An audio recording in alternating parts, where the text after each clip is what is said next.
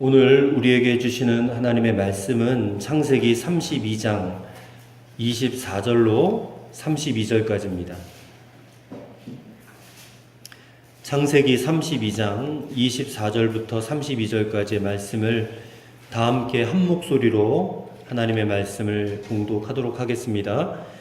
야곱은 홀로 남았더니 어떤 사람이 날이 새도록 야곱과 씨름하다가 자기가 야곱을 이기지 못함을 보고 그가 야곱의 허벅지 관절을 치매 야곱의 허벅지 관절이 그 사람과 씨름할 때에 어긋났더라. 그가 이르되 날이 새려하니 나로 가게 하라. 야곱이 이르되 당신이 내게 축복하지 아니하면 가게 하지 아니하겠나이다. 그 사람이 그에게 이르되 내 이름이 무엇이냐? 그가 이르되 야곱이니이다. 그가 이르되 내 이름을 다시는 야곱이라 부를 것이 아니요 이스라엘이라 부를 것이니 이는 내가 하나님과 및 사람들과 겨루어 이겼음이니라. 야곱이 청하여 이르되 당신의 이름을 알려주소서. 그 사람이 이르되 어찌하여 내 이름을 묻느냐 하고 거기서 야곱에게 축복한지라. 그러므로 야곱이 그곳 이름을 브니엘이라 하였으니 그가 이르기를 내가 하나님과 대면하여 보았으나 내 생명이 보존되었다 함이더라. 그가 브니엘을 지날 때 해가 돋았고 그의 허벅다리로 말미암아 절었더라. 그 사람이 야곱의 허벅지 관절에 있는 둔부의 힘줄을 쳤으므로 이스라엘 사람들이 지금까지 허벅지 관절에 있는 둔부의 힘줄을 먹지 아니하더라. 아멘. 오늘 말씀의 제목은 머리로 믿는 믿음에서 가슴으로 믿는 믿음으로입니다. 자, 창세기를 계속해서 우리가 읽어가면서 또 설교를 듣고 있는데요. 이제 야곱이 고향을 떠나서 20년 동안 외삼촌 집에 거하면서 일하고 또 결혼하여서 4명의 아내를 얻고 12명의 자녀를 얻었어요. 또 수많은 재산들을 얻어서 큰 거부가 됩니다. 그러고 나서 이제 도망치죠. 외삼촌 집을 탈출해서 고향으로 이제 돌아가던 중이었는데 소식을 하나 듣습니다. 자, 본문 읽지는 않았지만 32장 6절을 보시면 형 에서가 그 소식을 야곱이 고향으로 돌아온다는 소식을 듣고 무려 400명의 군사를 거느리고 야곱을 맞이하러 오고 있다. 그런 소식을 듣는 거예요. 근데 7절의 말씀을 보니까 그 소식을 들은 야곱이 심히 두렵고 답답하였다라고 그렇게 기록을 하고 있습니다. 그 마음이 어땠을까요? 형이 400명이나 되는 군사를 이끌고 나를 만나러 온다? 형이 분명히 나를 죽이려고 오는 거다. 죽이려고 오는 거다. 그래서 그 꽤가 많은 사람이니까 머릿속이 막 빨리 돌아가는 거예요. 어떻게 하면 저 형의 마음을 되돌릴 수 있을까? 그래서 온갖 궁리를 짜내면서 그 방법들을 지금 모색하기 시작하는 겁니다.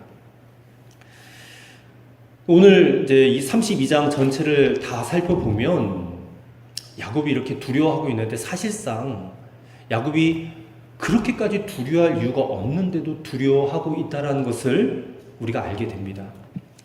왜 그러냐면 야곱은 사실 자기 멋대로 지금 고향으로 가는 것이 아니라 하나님이 가라고 해서 가는 거예요. 명령을 하였기 때문에 지금 고향으로 돌아가는 것입니다.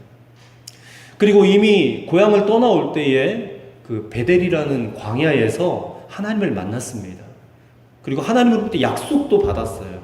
창세기 28장 15절에 나오는데 거기에 뭐라고 약속을 받았냐면 내가 너와 함께 있겠다. 네가 어디로 가든지 내가 너를 지켜주겠다. 너를 이끌어주겠다. 그리고 다시 이 땅으로 돌아오게 해주겠다. 그런 말씀을 약속으로 주셨다는 겁니다. 그리고 하나님은 그 약속을 아주 신실하게 지켜주셨어요. 외삼촌 집에서 거주하는 20년 동안에 결혼도 하고 자녀도 얻고 그리고 수많은 그런 가축들도 허락해 주셨습니다. 근데 이 모든 것이 오늘 본문 32장에 있는 9절부터 12절에 나오는 이 야곱의 기도 속에서 야곱 자신이 말하고 있는 내용이에요. 야곱이 이미 그렇게 하나님의 역사가 있었다라는 것을 다 알고 있었다는 말입니다. 뿐만 아니라 32장 1절과 2절의 말씀을 보면 하나님께서 야곱에게 하나님의 군대인 천사들이 함께하는 것을 보여주셨어요. 그래서 야곱이 그 하나님의 군대를 보고 그 땅 이름을 마하나임이라고 이름을 붙였거든요. 이 마하나임이란 말은 큰 군대 이런 뜻이에요. 많은 군대, 큰 군대. 그렇게 하나님이 기적도 환상도 보여주시고 약속도 지켜주셨는데 야곱이 두려워할 이유가 무엇이겠습니까? 그런데도 형 에서가 쳐들어오고 있다라는 소식을 듣고 너무 심각하게 두려워하고 있는 겁니다. 이 모습을 보면서 이 머리로만 믿는 믿음이 꼭 가슴 속의 믿음과 일치한 건 아니구나, 그런 생각을 하게 되었습니다. 우리가 오늘 이 본문의 말씀을 통해서 꼭 알아야 될 것은 야곱이 도대체 왜 이렇게 두려워하느냐인 것입니다. 형 에서가 지금 자기를 죽이려고 오고 있기 때문에 두려워하는 것일까? 그건 아닙니다. 형 에서 때문에 두려워하는 것이 아닙니다. 이것은 믿음의 문제입니다. 믿음의 문제. 야곱은 여전히 하나님을 머리로만 믿고 있는 거예요. 그러니까 머리로만 믿는다는 것은 완전히 믿지 못하고 있다, 그 말입니다. 우리도 마찬가지예요. 우리가 예수님을 믿음으로 구원받은 사람들입니다. 그냥 믿기만 하였는데 하나님께서 더할 나위 없는 그런 은혜와 사랑을 우리에게 주셨죠. 그리고 주 예수님이 우리 안에 들어오셨어요. 성령님이 내 안에 거주하십니다. 그리고 천국 가는 그날까지 절대 떠나지 않겠다, 너와 함께 하겠다라고 우리도 약속을 받았어요. 그렇다면 여러분 삶에 뭐가 두렵겠습니까? 바울이 디모데후서 1장 7절 말씀에 하나님이 우리에게 주신 것은 두려워하는 마음이 아니라 그랬어요. 며칠 전에 태풍이 막 몰려온다고 하니까 우리 딸 예원이가 아빠 태풍이 몰려와서 나 죽으면 어떡해, 그러는 거예요. 순간 피식했지만 그 두려워하는 마음이 좀 느껴졌어요. 이 본문의 말씀과 생각하면서 그래서 얘야 걱정하지 마, 너 안 죽어. 태풍이 몰려와도 우리 집 안전하고 아빠가 너를 지켜줄 거니까 별일 없을 거야, 괜찮아 하고 제가 안심을 시켜줬습니다. 실제 아이들이 별로 이렇게 두려워할 일 아닌 것 가지고 두려워할 때가 얼마나 많이 있습니까? 그 모습 보면서 야곱이 떠올랐어요. 그리고 우리 자신이 떠올랐습니다. 우리도 마찬가지예요. 두려워해야 할 것이 아닌데 두려워하고 있는 경우가 많다라는 것입니다. 왜 그렇게 두려울까요? 왜 평안하지 못할까요? 예수님을, 하나님을 머리로만 믿는 거예요. 가슴으로 분명히 믿지 못하고 있다라는 바로 그 증거라는 것입니다. 여러분, 오늘 우리가 이 머리로만 믿는 믿음에서부터 가슴으로 확신 가운데 거하는 그런 믿음 되시기를 주의 이름으로 간절히 축원합니다. 우리가 그렇게 되려면 어떻게 해야 될까? 어떻게 해야 될까? 그 첫째로 하나님과 분명하고도 바른 관계가 되어야 한다라는 것입니다. 하나님과의 관계. 자, 야곱이 20년 일하면서 수많은 재산을 모았습니다. 많은 양떼, 소떼를 거느렸습니다. 그 가운데 550마리나 되는 많은 예물을 택해서 자기를 만나러 오고 있는 에서, 형 에서에게 보냅니다.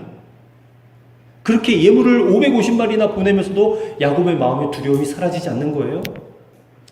야곱의 곁에는 지금 사랑하는 가족들이 있습니다. 자기가 목숨을 걸고 살아갔던 아내 라헬이 있었고, 또 레아도 있고, 두 여종도 있었고, 12명의 자식들이 있어요. 지금 옆에 있습니다. 그리고 자기를 보호해줄 종들도 많았습니다. 그런데 여전히 답답하고 여전히 두려워하고 있습니다. 옆에 있던 사람이나 내가 갖고 있는 재산이 그 두려움을 막지 못한다라는 겁니다. 왜 그런지 아십니까? 이 야곱의 이 두려움은 에서와의 관계의 문제가 아닙니다. 야곱의 두려움의 실체는 하나님과의 관계의 문제였어요. 여기에 야곱의 신앙 훈련이 있습니다. 시편 127편 2절 말씀에 보면 하나님께서 그 사랑하시는 자에게 뭘 주신다? 잠을 주신다 그랬어요. 하나님께서 사랑하시는 자에게 잠을 주신다. 이 말씀은 하나님의 신앙 훈련 목표를 우리에게 말하는 것입니다. 하나님과 관계, 신앙생활 한다는 것은 하나님과 관계를 맺는다라는 것인데, 이 하나님의 관계가 바르고 온전해져 있다면 살다가 어떤 문제를 만난다 할지라도 이 편하게 잠을 잘 수 있는 그런 사람이 되게 하신다라는 거예요. 사도행전에 보면 베드로가 복음을 전하다가 감옥에 갇혔잖아요. 감옥에 갇혀서 이제 당장 내일이면 목이 달아나게 생겼는데 그런 지경에서 이 베드로가 얼마나 잠이 고나게 들었는지 막 코를 골면서 자는 거예요. 그래서 베드로를 구해주러 온 천사가 와가지고 베드로의 옆구리를 막 걷어차면서 빨리 일어나라고 그렇게 해도 모를 정도로 깊은 잠에 빠져 있었다. 그게 뭘 말해줍니까? 하나님과 관계가 분명했다는 거예요. 하나님과의 관계가. 여러분, 하나님께서는 역사하시는 하나님이신데 믿는 우리가 두려움에 사로잡혀 있으면 아무 일도 하실 수가 없어요. 아무 일도. 그래서 성경을 창세기부터 요한계시록까지 읽어보면 하나님이 너무너무 자주 하시는 말씀이 한마디가 있는데 그게 뭐냐? 두려워하지 말라. 그래서 어떤 목사님이 세워봤대요. 몇 번이나 나오나? 366번 나온대요. 366번. 그렇게 많이 자주 두려워하지 말라라고 말씀하고 있다는 것입니다. 마태복음 10장 16절에서 예수님께서 제자들이 이렇게 있는데 세상 가운데 보내시면서 이런 말씀을 하세요. 내가 너희를 보냄이 양을 이리 가운데 보냄과 같도다. 그러니까 이 말은 성도들이 이 세상 가운데 살면서 하나님의 말씀대로 살아가는 것이 매우 어렵다라는 것을 예수님도 잘 알고 계신다라는 그런 말씀이에요. 근데 그런 당부를 하면서 제자들에게 한마디 더 당부를 하시는데 뭐라고 하시냐면 너희 전대에 금이나 은이나 동을 가지지 말고 여행을 위하여 배낭이나 두벌 옷이나 신이나 지팡이를 가지지 말라. 또 그런 말씀을 하세요. 돈도 가지지 말고 입을 옷도 가지지도 말고 신발도 가지지 말고 그냥 다녀라. 왜 이렇게 말씀하시는 걸까요? 예수님께서 이렇게 말씀하시는 의도는 이 제자들에게 돈이 필요 없다, 의복이 필요 없다 이런 말이 아니라 너희가 그것 의지하며 살면 안 된다. 그거를 말씀하시는 것입니다. 왜냐하면 너희는 양들인데 이 가운데 있는 그런 상황이기 때문에 그런 상황에는 돈이나 여벌옷 가지고 이길 수 있는 상황이 아니다. 너희는 오직 나만 의지해야 된다. 그것을 말씀해 주시는 거예요. 예수님만 철저히 의지해라. 예수님만. 양들이 이리 가운데 잘 살 수 있는 길은 돈이나 의복으로 의지하는 것이 아니라 오직 목자 되신 예수 그리스도 그분만 의지하고 그분 안에 있는 것뿐이라는 거예요. 그런 관계가 돼야 된다는 거예요. 오늘 저와 여러분이 두려워하고 있는 것이 무엇입니까? 우리는 세상도 두려워하고 사람도 두려워해요. 어떤 상황, 내 눈앞에 펼쳐지는 그런 상황도 두려워합니다. 하지만 성경에 보면 너희가 두려워할 것은 오직 하나, 하나님이에요. 하나님. 성도가 두려워해야 할 대상은 오직 한 분입니다. 하나님이에요. 예수님이 말씀하셨어요. 마태복음 10장 28절에 몸은 죽여도 영혼은 능히 죽이지 못하는 자들을 두려워하지 말고 오직 몸과 영혼을 능히 지옥에 멸하실 수 있는 이를 두려워하라. 무슨 말이에요? 하나님만 두려워하는 거예요. 성도들이 이 이리 같은 늑대 같은 이런 세상 무서운 줄은 잘 알지만 그런 늑대나 이리와는 비교도 할 수 없는 하나님은 두려워하지 않아요. 무서워할 줄 모르고 살아갑니다. 하나님과 바른 관계를 맺는다는 게 무슨 말이냐? 세상보다 하나님을 더 두려운 존재로 인식하고 살아가라. 그런 말입니다. 잘 다니던 직장 잃고 실직하면 이제 우리 앞으로 어떻게 살아가야 되나? 그렇게 두려워합니다. 당장에 수입이 없으면 얼마나 두렵습니까? 그런데 예배드리지 못했다면 내가 앞으로 어떻게 살아야 되지? 하고 두렵습니까? 주일 성수하지 않고 11조 생활하지 않고 전도하지 않는 삶을 살면서 그저 생활의 문제만 가지고 두려움을 가지고 있다면 우리는 예수님의 지적처럼 두려워해야 할 대상은 두려워하지 않고 두려워하지 않아도 될 것들만 두려워하며 사는 꼴이라는 것이에요. 여러분, 우리가 이것 때문에 세상에서 실패하는 겁니다. 하나님 믿지만. 2년 전에 개척하기 위해서 찾아온 이곳에 이 예배당의 환경과 시설 너무 열악해가지고요. 이걸 어떻게 다 수리하고 고쳐야 되지? 비용 문제는 어떡하지? 막 와서 보고 너무 답답하고 근심과 걱정이 막 물밀듯이 몰려왔었는데 지금 2년이 다 지나간 지금에 보니까 하나님 다 해결해 주셨네요. 이제 사람만 오면 되겠구나. 교회의 빈자리에 예배자들의 예배자들이 숲을 이루는 것을 내가 꿈꾸며 기도하며 전도만 하면 되겠구나 막 꿈에 부풀어 올랐습니다. 그런데 2년이 다 되어 가는데도 여전히 교회에 빈자리가 많고 또 채워질 기미는 보이질 않아요. 그러니까 저 안에 또 근심과 걱정이 막 꼬리에 꼬리를 물고 들어오는 겁니다. 나 이러다가 목회 실패해서 우리 교회 문 닫으면 어떡하지? 잠언 말씀을 묵상을 했습니다. 잠언 10장 22절에 여호와께서 복을 주심으로 사람으로 부하게 하시고 근심을 겸하여 주지 아니하시느니라 했습니다. 복과 근심을 겸하여 주지 않으신다 그랬어요. 근데 여전히 저에게는 근심이 있는 겁니다. 저는 이 말씀 묵상하다가 이런 걱정들은 정말 하나님이 주신 것이 아니다라는 그런 깨달음이 있었습니다. 이런 근심은 하나님 주신 게 아니다. 그러면 내가 왜 지금 걱정을 하고 있지?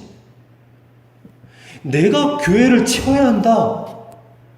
그런 생각 때문이었어요. 예수님 말씀하세요. 그거는 네가 할 일이 아니고 내가 할 일이야.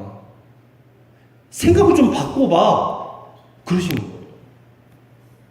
그런 생각이 들어오니까 어느덧 걱정보다는 기대가 되기 시작하는 거예요. 하나님께서, 주님께서 하신다고 했잖아.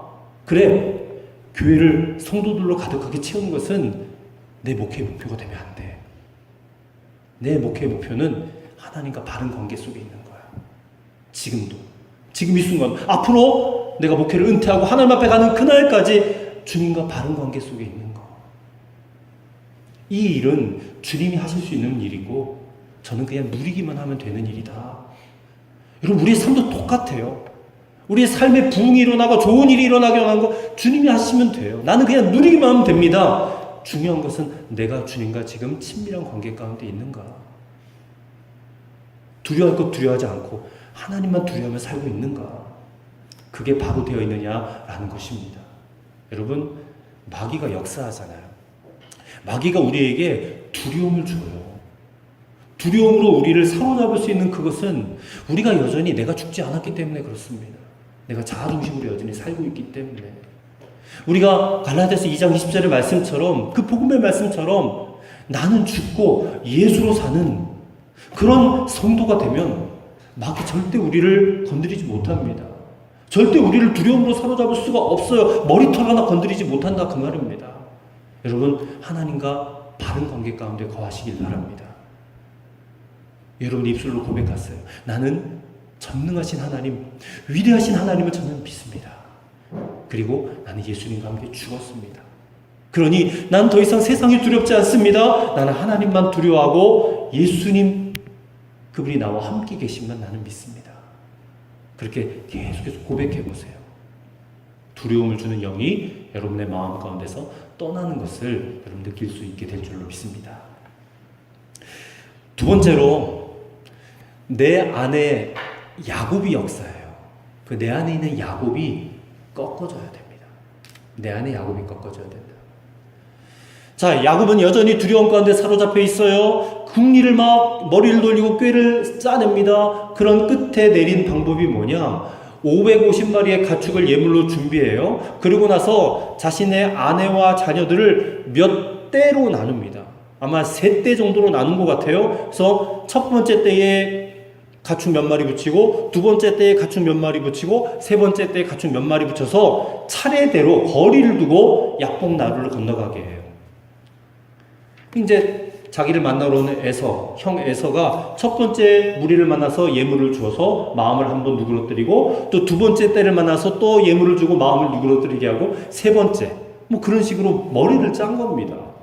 그러고 나서 정작 자신은 야복 나루를 건너가지 않아요. 다 건너갔는데 자기는 안 가요. 지금 야곱이 무슨 계산을 한 건가? 형에게 이렇게까지 선물 공세 펼쳤는데도 에서가 자기를 죽이려고 한다면 재산이고 처자식이고 뭐고 나는 몰라 하고 혼자 도망쳐버리겠다. 그런 생각이에요. 그런 생각. 오래도록 예수 믿어도 야곱처럼 신앙생활하는 사람들이 있습니다. 생각하는 것, 머리로 생각하는 것과 이 행동하는 게 신앙인답지가 않은 거고 여전히 세상 사람과 똑같습니다. 그날 밤에 야곱이 홀로 남았습니다. 약복강가에 홀로 남아서 너무나 중요한, 우리가 너무나 잘 알고 또 중요한 영적인 체험을 하게 되는데, 그날 밤에 얼마나 안절부절하겠습니까? 내가 꾀를 짜서 보낸 것이 잘 되고 있을까? 안절부절하지 못하고 막 잠을 못 자고 있는데 갑자기 누군가 야곱을 덮치는 겁니다. 깜짝 놀라가지고 그 사람을 붙잡고 막 싸움을 하기 시작했어요. 씨름을 하기 시작했는데 야곱을 덮친 그 사람은 누구냐? 하나님의 천사였습니다.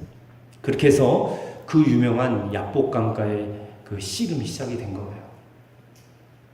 사람하고 천사가 맞붙었는데 이게 상대가 되겠습니까? 근데 야곱이 그 천사와 밤새도록 싸웠다는 거예요. 언뜻 생각해보면 야곱이 잘 버텼네, 잘 싸웠네, 그렇게 생각할 수도 있겠지만 사실상 야곱의 자아가 그만큼 강했기 때문에, 이 야곱의 고집이 그만큼 강했기 때문에 좀처럼 꺾여지지 않았다라고 봐야 돼요. 야곱은 꺾어져야 됐습니다. 왜냐하면 그래야 살 수 있거든요. 꺾어져야 살 수 있어요. 그래도 밤새도록 씨름을 해도 꺾어지지 않으니까 이 천사가 최후의 수단으로 야곱의 허벅지 관절을 탁 칩니다. 옛날 성경에는 환도뼈를 쳤다 그랬어요.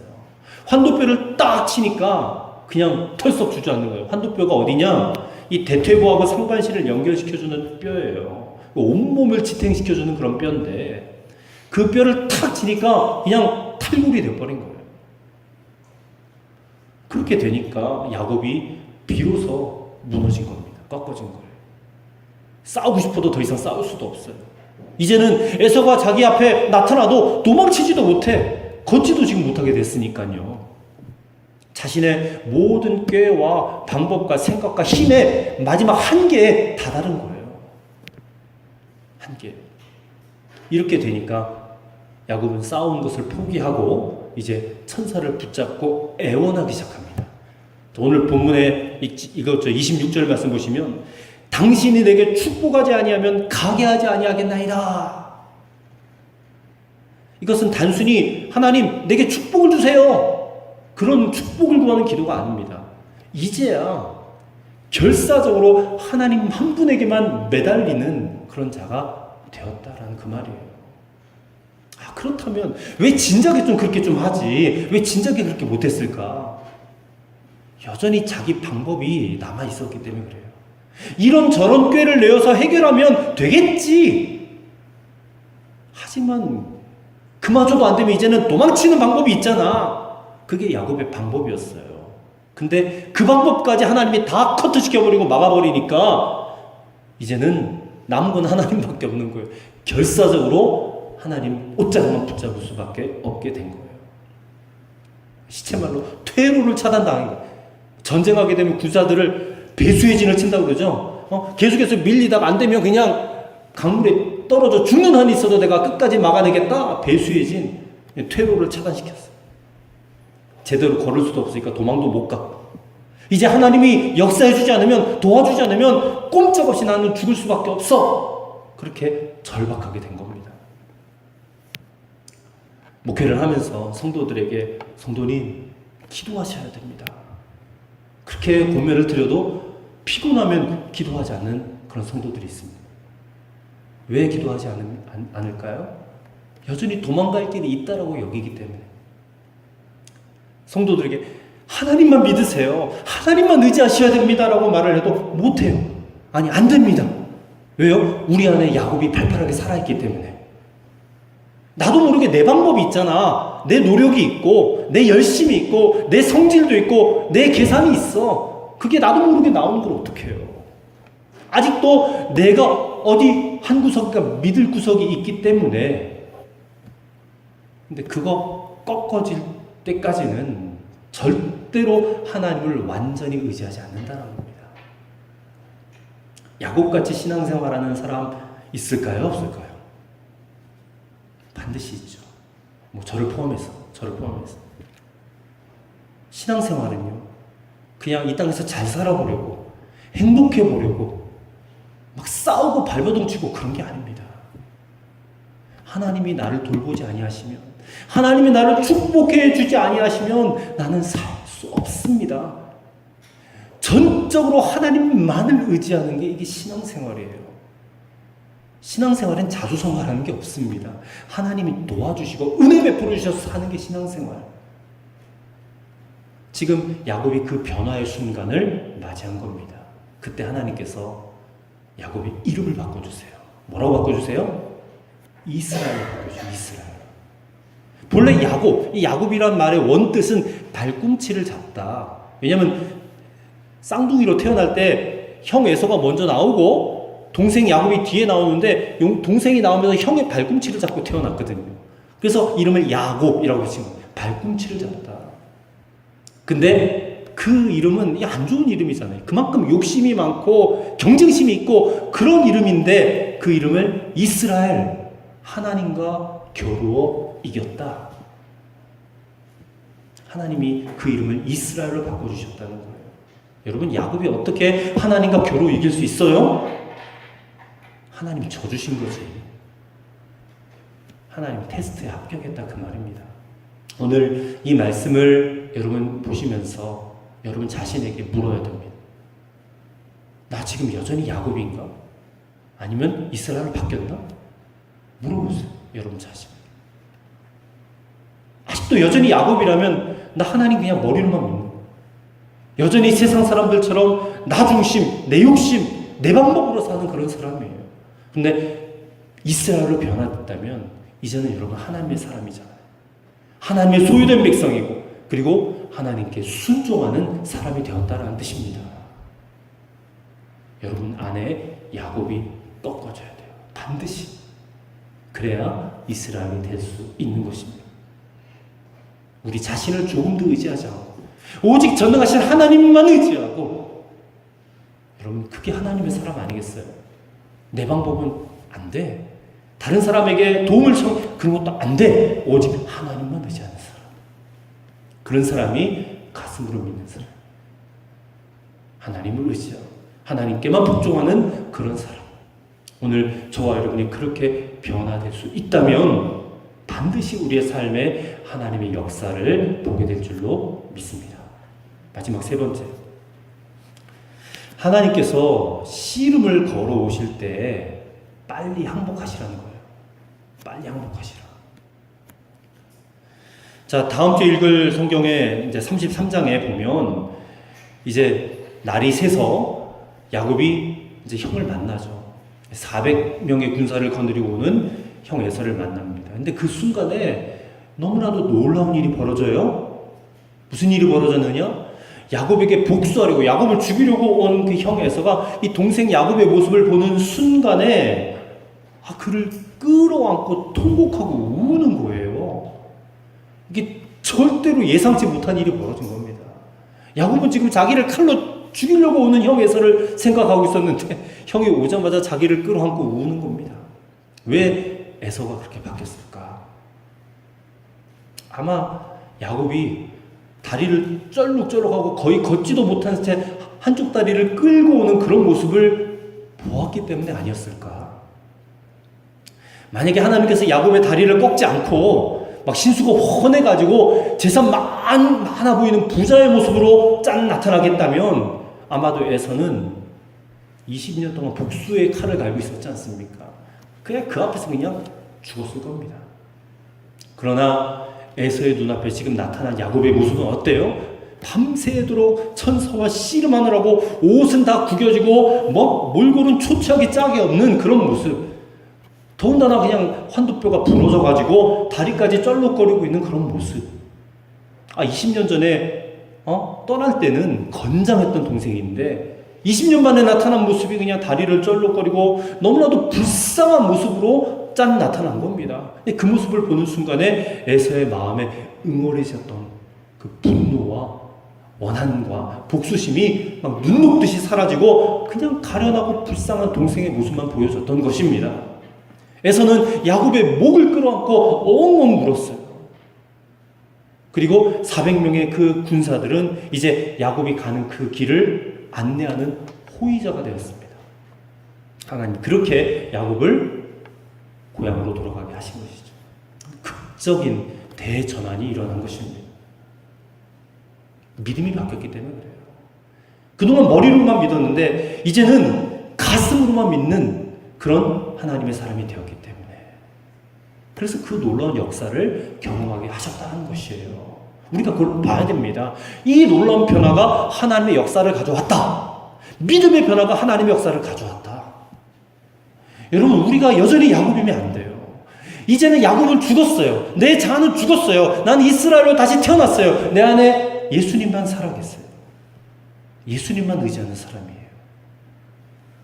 말씀 앞에서 한번 잘 생각해 보십시오. 약복 강가의 씨름을 한번 더 생각해 보십시다. 이 씨름은 영적으로 봤을 때 온전히 하나님만을 믿지 않고 의지하지 못하는 야곱에게 하나님께서 걸어온 씨름이에요.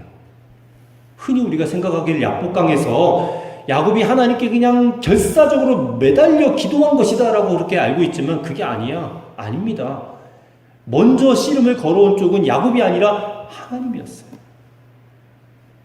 하나님께서 뭘 도대체 어떻게 하시려고 야곱에게 이렇게 싸움을 걸어오셨는가? 이유는 분명합니다. 이제는 너 더 이상 야곱으로 살지 말라는 겁니다.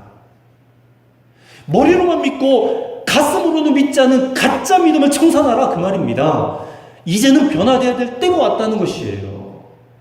여러분, 하나님께서 여러분의 삶 가운데 어느 순간에 약복강가에서 야곱에게 하신 것처럼 여러분에게 씨름을 걸어올 때가 있어요. 어느 순간에 어떤 타이밍에 불현듯이 여러분의 마음 생각에 내가 이렇게 살면 안 되는데, 이제 내가 정말 변화되어야 되는데, 그런 생각이 떠오를 때가 있을 겁니다. 그때 하나님께서 여러분에게 씨름 걸어오는 거예요. 밤에 자려고 누웠는데 잠이 오지 않고 막 숨이 막 멈춘 듯이 답답할 때에, 어디론가 도망가고 싶을 때에, 이러다가 내가 큰 사고라도 치지 않을까 불안할 때에 하나님께서 여러분에게 씨름을 걸어오시는구나, 그렇게 깨달으면 정확해요. 왜 하나님이 우리에게 씨름을 걸어오실까? 예수 믿고 하나님의 자녀로 거듭나긴 했지만 여전히 삶은 야곱처럼 살기 때문에, 성도 야곱으로, 집사 야곱으로, 권사 야곱으로, 목사 야곱으로 살기 때문에 하나님 믿지만 아직 주변 사람들이 나를 볼 때 저 사람은 정말 하나님의 사람이구나, 이렇게 불려지지는 못하는 거잖아요. 그 정도의 믿음은 안 되는 거잖아요. 근데 그런 우리를 변화시키기 위해서, 야곱을 이스라엘로 바뀌셨던 것처럼 변화시키기 위해서 하나님 우리의 삶에 개입하는 겁니다. 다시 앞으로 돌아가서, 야곱의 문제는 형 에서가 아니었어요. 야곱의 문제는 하나님을 믿지만 머리로만 믿고 마음으로는 의지하지 못하는 자기 자신이었습니다. 그래서 상황이 두렵고 사람도 두렵고 세상도 두려운 거예요. 그 세상 속에 살기 위해서는 자기 꾀를 내야 되고 그마저도 확신이 없으니까 안절부절할 수밖에 없는 게 그게 야곱이라는 겁니다. 우리의 문제도 내 가족들이 문제가 아니에요. 자녀들이 문제가 아니에요. 가난이 문제가 아닙니다. 질병도 문제가 아니에요. 이 세상에 있는 것들이 문제가 아닙니다. 모든 문제는 사실상 우리를 하나님 앞에 대면하도록 서도록 만드는 계기가 될 뿐이에요. 진짜 문제는 아직도 가슴으로 하나님을 믿지 않고 의지하지 않고 순종하지 않는 우리 자신이라는 것입니다. 지금 하나님께서 여러분에게 씨름을 걸어오신다라고 느끼면 여러분 반응을 제대로 해야 됩니다. 여전히 내 방식, 여전히 내 마음대로, 내 고집대로 사는 것은 어리석게 하나님과 싸우는 거예요. 그렇게 밤새도록 싸웠잖아요, 야곱이. 그러다가 환도뼈가 부러져야지만이 깨닫는 건 아니에요. 그렇다면 우리가 다 환도뼈 부러져야 깨닫습니까? 그럴 필요는 없어요. 하나님의 목적은 오직 우리가 모든 사람들로부터 하나님의 사람, 하나님만 의지하는 사람으로 불려지는 것이에요.